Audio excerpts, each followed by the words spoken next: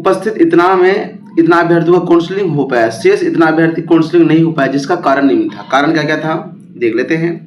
देखिए, बायोमेट्रिक सत्यापन नहीं होने के कारण उसका काउंसलिंग अधूरा रह गया, या फिर आधार सत्यापन नहीं हुआ। नमस्कार, सलाम, आदाब साथियों, मेरा नाम अबुल कलाम में आपका स्वागत है। चलते हैं, वीडियो को शुरू करते हैं। बिहार विद्यालय परीक्षा समिति और शिक्षा विभाग की एक बैठक संपन्न हुई थी, जिसमें निर्णय लिया गया है कि दोबारा काउंसलिंग होगा। राज्य के 48,000 शिक्षकों को मिलेगा काउंसलिंग का मौका। सक्षमता परीक्षा उत्तीर्ण शिक्षकों की काउंसलिंग कई कारणों से रह गई थी अधूरी। देखिए, सवाल बहुत सारे हैं, हम पत्र भी आपको पढ़ के बताएंगे, क्योंकि वह पत्र में क्या है स्पष्ट नहीं है। बहुत सारे साथी परेशान हो रहे हैं। कौन कौन परेशान हो रहे हैं? देखिए, टॉपिक क्या है, डाउटफुल वाले क्या करें। तो डाउटफुल किनका हुआ? जिनका काउंसलिंग कंप्लीट हो गया है, नाम में चाहे उनके नाम या पिताजी का नाम या जन्म तिथि इत्यादि में क्या है मिसमैच है, गलती है, चाहे स्पेलिंग में गलती हो या फिर टाइटल में, जिसके कारण डाउटफुल लिखा गया है, रिमार्क्स में मिसमैच। ठीक है, तो उसके लिए वो क्या करना पड़ेगा उनका, क्योंकि इसमें इतना स्पष्ट जिक्र नहीं है, लेकिन आपको हम समझाने का प्रयास करेंगे। साथ ही ऐसा भी काउंसलिंग हुआ लेकिन डाउटफुल क्यों किया गया है? क्योंकि ओरिजिनल उसने नहीं दिखाया, तो या फिर गलत अपलोड हो गया था। ऐसा भी बहुत सारे साथी कमेंट किया और है भी, क्योंकि उन्होंने कैफे से ऑनलाइन कराया तो उनका डॉक्यूमेंट्स ना अपलोड करके किसी और का अपलोड कर दिया, क्योंकि सिस्टम में था। साथ ही जिन शिक्षक का काउंसलिंग नहीं हुआ, ओटीपी नहीं आया, बायोमेट्रिक नहीं हुआ, ठीक है, या फिर काउंसलिंग में अनुपस्थित थे, सबका समाधान है। कंप्लीट वीडियो को वॉच कीजिएगा। वीडियो के दौरान सभी बातों का जिक्र किया जाएगा, लेकिन इसके अलावा भी आपके मन में इंडिविजुअल मतलब अपने प्रश्न जो भी है आप कमेंट कीजिए। आपके कमेंट का 100% जवाब देंगे और आप संतुष्ट होंगे, ठीक ना। तो चलते हैं, पत्र को हम पढ़ते हैं, उसके बाद फिर यहाँ पेपर में आएंगे। पत्र को हम शॉर्टकट में पढ़ने का प्रयास करेंगे, जो आपके काम का हो सिर्फ, ठीक है। तो यहाँ पर 13/9/2024 तक काउंसलिंग चला, जिसमें 1,87,818 शिक्षकों का काउंसलिंग होना था।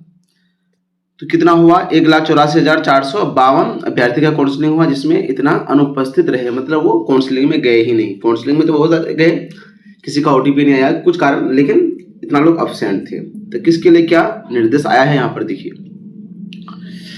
उपस्थित इतना अभ्यर्थियों का काउंसलिंग हो पाया, शेष इतना अभ्यर्थी काउंसलिंग नहीं हो पाया, जिसका कारण निम्न था। कारण क्या क्या था देख लेते हैं। देखिए, बायोमेट्रिक सत्यापन नहीं होने के कारण उसका काउंसलिंग अधूरा रह गया, या फिर आधार सत्यापन नहीं हुआ, ना ही आधार सत्यापन हुआ ना बायोमेट्रिक हुआ, या फिर बायोमेट्रिक और आधार सत्यापन हुआ लेकिन ओटीपी नहीं आया क्योंकि मोबाइल साथ में नहीं लाए थे, या फिर बायोमेट्रिक और आधार सत्यापन हुआ परंतु जो है प्रमाण पत्र सत्यापन लंबित रहा, लेकिन मतलब उनका काउंसलिंग सक्सेसफुल नहीं हुआ।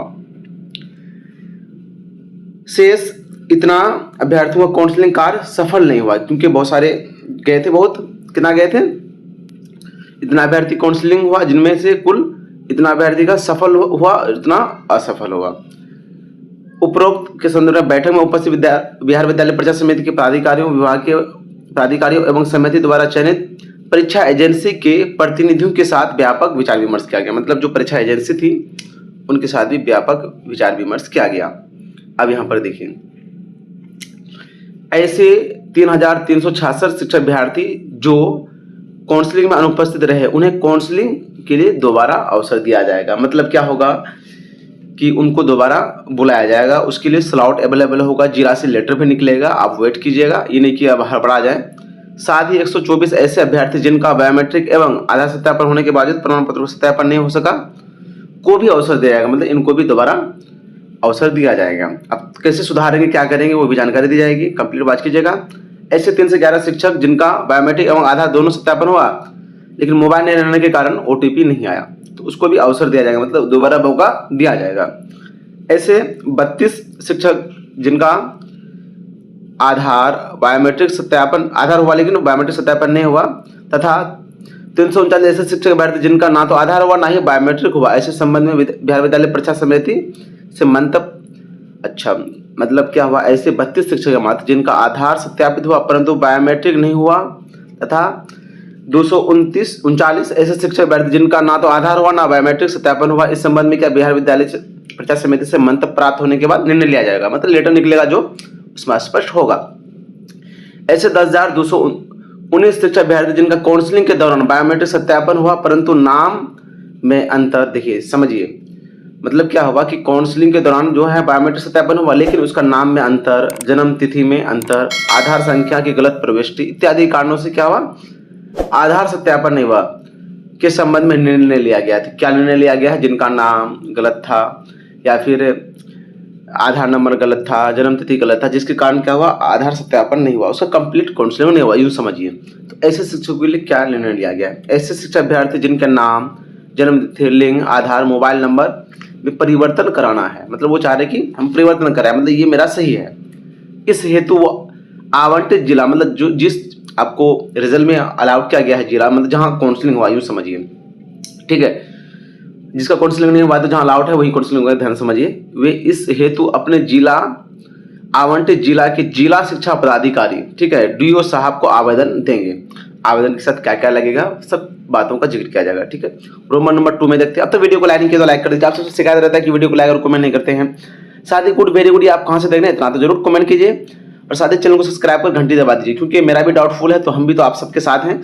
तो जो समस्या का समाधान हम करेंगे, साथ में वीडियो भी लाएंगे, तो आपके लिए बहुत अच्छी क्या है खबर है, समझिए। 2 नंबर में अभ्यर्थी द्वारा दिए गए आवेदन के आधार पर संबंधित जो आवेदन क्या करेंगे, डीओ साहब को आवेदन देंगे।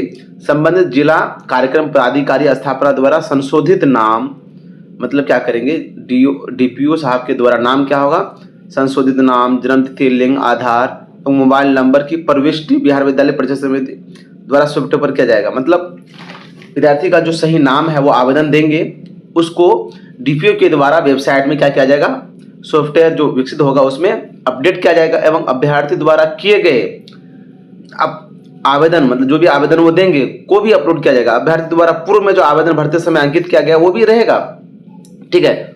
आधार संख्या एवं मोबाइल नंबर सॉफ्टवेयर में यथावत रहेगा, जो पहले है वो भी रहेगा, लेकिन जो सुधारना चाह रहे हैं वो भी अपडेट उनका होगा। और इस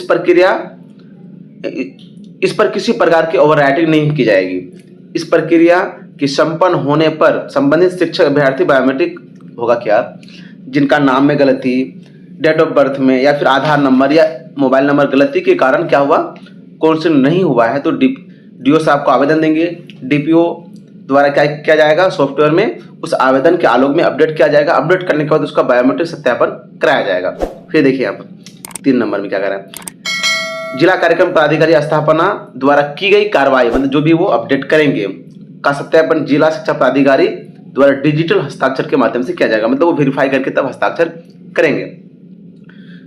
बिहार विद्यालय परीक्षा समिति द्वारा उपरोक्त निर्णय के क्रियान्वयन हेतु दिनांक 19/10/24 तक सॉफ्टवेयर में आवश्यक परिवर्तन कराकर विभाग को, देखिए यहाँ पर सबको सोच रहे थे कि क्या करेंगे, 19 तक ही आवेदन देना, नहीं।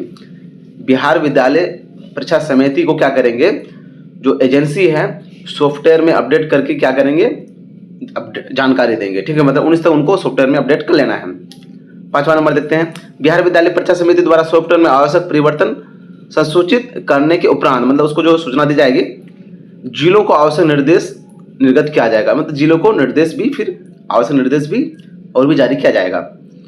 दिनांक 30/10 तक प्राप्त आवेदनों के आधार पर, मतलब 30 जो महीना अक्टूबर का चल रहा है, ठीक है, 30/10/2024 तक प्राप्त आवेदनों के आधार पर सॉफ्टवेयर में आवश्यक प्रविष्टि कराना एवं सत्यापन करना सुनिश्चित करेंगे। डीओ साहब को और डीपीओ साहब को बोला गया है कि 30/10 तक क्या करेंगे, वो अपडेट करना सुनिश्चित करेंगे। अब अभ्यर्थी कब आवेदन करेंगे इसकी भी जानकारी दी जाएगी, आप वेट कीजिए। यदि किसी शिक्षा अभ्यर्थी के आधार में अंकित नाम में टाइटल एवं मैट्रिक प्रमाण पत्र में, देखिए समझिए, यदि किसी शिक्षा अभ्यर्थी के आधार में अंकित नाम में टाइटल या मैट्रिक प्रमाण पत्र में अंकित नाम में टाइटल परिवर्तन होने के कारण, हो सकता है अन्य सर्टिफिकेट में भी परिवर्तन होने के कारण आधार सत्यापन नहीं होने की स्थिति, मतलब आप क्या हुआ, काउंसलिंग नहीं हुआ होने की स्थिति में ऐसे अभ्यर्थियों द्वारा न्यायिक दंडाधिकारी के समक्ष दायर किया गया शपथ पत्र प्रस्तुत करने पर उनके नाम एवं टाइटल को सही मानते हुए सत्यापन किया जाएगा। मतलब क्या, आपके नाम में गलती, date of birth, Aadhaar number या अन्य जो गलती है अगर, तो आपको एक अफिडेविट न्यायिक दंडाधिकारी से बनाना है, वो साथ में आवेदन के साथ सब अटैच करेंगे, तो जो आप शपथ लेंगे उसको सही मानते हुए आपका सत्यापन कराया जाएगा, जिनका काउंसलिंग नहीं हुआ है। ऐसे भी साथी है, उस साथी की संख्या ज़्यादा है जिनका काउंसलिंग हो गया लेकिन डाउटफुल है, तो वो क्या करेंगे, उसका भी समाधान देखिए। जिसका काउंसलिंग नहीं हुआ है, नाम में गलती या अन्य के कारण, तो उसका शपथ पत्र के आधार पर क्या होगा, उसका सही मानते हुए सत्यापन कराया जाएगा। तो आप सोचिए, आपका तो काउंसलिंग हो गया है, तो आपका क्या होगा वो भी जिक्र की जाएगी। कंप्लीट वाच कीजिए।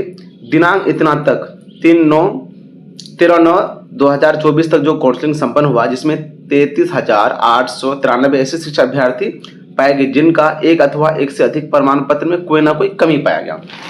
देखिए, ऐसे शिक्षक डाउटफुल वाले भी इस श्रेणी में हैं जिनका एक या एक से अधिक प्रमाण पत्र में कोई ना कोई कमी से गलत पाया गया। इन अभ्यर्थियों के संबंध में क्या, अच्छा काउंसलिंग इनका हो गया, लेकिन एक या एक से अधिक प्रमाण पत्र में कुछ कमी पाया गया। तो क्या कमी पाया गया, उसके लिए क्या होगा, देखिए यहाँ पर वीडियो लॉन्ग है लेकिन सही जानकारी आपको दे रहे हैं। ऐसे 96 शिक्षक अभ्यर्थी जिनका प्रमाण पत्र प्रथम दृष्टि फेक पाया गया कि जांच की सूची निकालकर मुख्यालय स्तर से गठित समिति द्वारा जांच किया जाएगा। जांच के बाद जो भी कार्रवाई होगी उस पर की जाएगी, अगर गलत पाया जाएगा तो, ठीक है। फिर ऐसे 9,996 शिक्षक अभ्यर्थी जो किसी ना किसी प्रमाण पत्र की मूल प्रति प्रस्तुत नहीं कर सके, मतलब क्या हो कि ओरिजिनल वो नहीं दिखा पाए, तो उन्हें इसके लिए पुनः अवसर दिया जाएगा। मतलब उनको फिर दोबारा काउंसलिंग के लिए बुलाया जाएगा, उनको फिर दोबारा ओरिजिनल दिखाना है, ठीक है। फिर क्या है तीसरा नंबर पे, 23,801 शिक्षक अभ्यर्थी जिनका एक या एक से अधिक प्रमाण पत्र संदिग्ध पाया गया।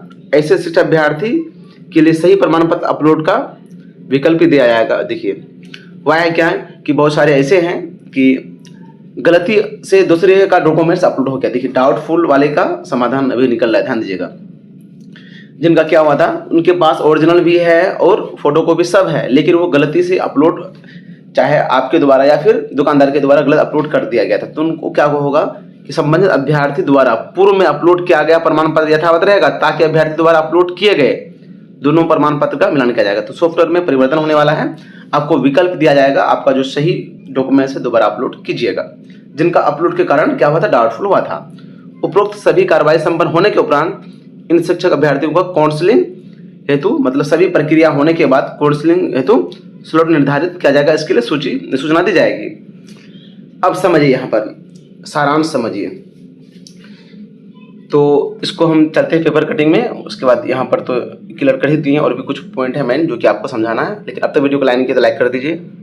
अब यहाँ पर समझिए, जिनका काउंसलिंग हो गया है लेकिन नाम, जन्म तिथि आदि में गलती के कारण डाउटफुल हुआ है, तो वो क्या करेंगे। अभी इसको कुछ करना नहीं है, क्योंकि इसके लिए जिला स्तर से भी निर्देश निकलेगा। लेटर में स्पष्ट कहा गया है जिसका नाम, जन्म तिथि इत्यादि गलती के कारण काउंसलिंग नहीं हुआ, वो शपथ पत्र के आधार पर, वो शपथ पत्र देंगे डीओ साहब को, एक आवेदन देंगे, उसके आधार पर उसका काउंसलिंग होगा।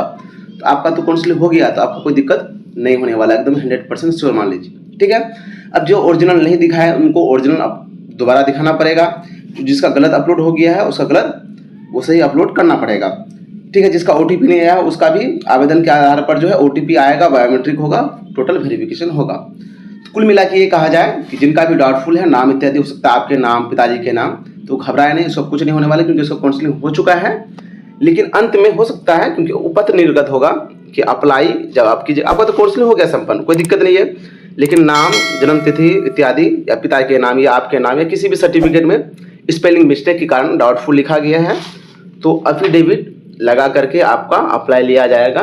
ये लेटर नहीं करें, हम करें। क्यों करें? क्योंकि जिनका नाम गलत है उसका शपथ पत्र के आधार पर सही मानते हुए काउंसलिंग कराया जा रहा है, तो आपका तो काउंसलिंग हो गया, तो आपका ज्वाइनिंग नहीं कराया जाएगा, 100% किया जाएगा, इसमें कोई शक नहीं है। कम से कम एक तो लाइक बनता है और साथ में कमेंट जरूर कीजिए। लेकिन इसके अलावा जितने भी बातों का जिक्र किया गया, क्योंकि 12 से 13 मिनट का वीडियो था, इसके अलावा भी आपके मन में जो भी क्वेश्चन है आप कमेंट कीजिए बेझिझक, आपके कमेंट का 100% जवाब दिया जाएगा। वीडियो को लास्ट देखने के लिए तहे दिल से शुक्रिया।